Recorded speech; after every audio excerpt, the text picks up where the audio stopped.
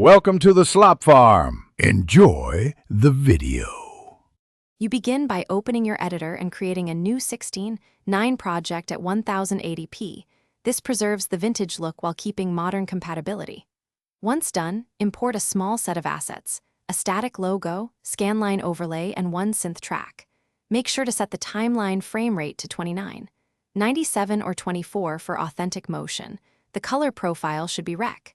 709 with Gamma 2, so your subsequent color shifts map predictably across devices. You now build the visual character by stacking overlays and effects. First, place the scanline PNG above footage and reduce opacity to about 20-35% using overlay or soft light. This keeps texture without crushing contrast. Then add a VHS wobble or time displacement plugin with low amplitude and sub-1 Hz frequency to mimic tape instability.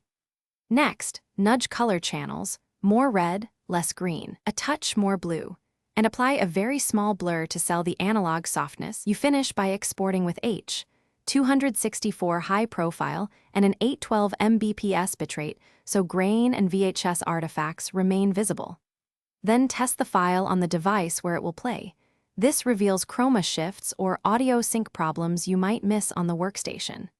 If issues appear, render a short segment to isolate the effect, clear the editor cache, and make sure GPU drivers are current. This fixes most playback and render hiccups quickly. One troubleshooting tip: if flicker persists, reduce scanline opacity slightly. Thanks for watching. Consider subscribing if we helped you today.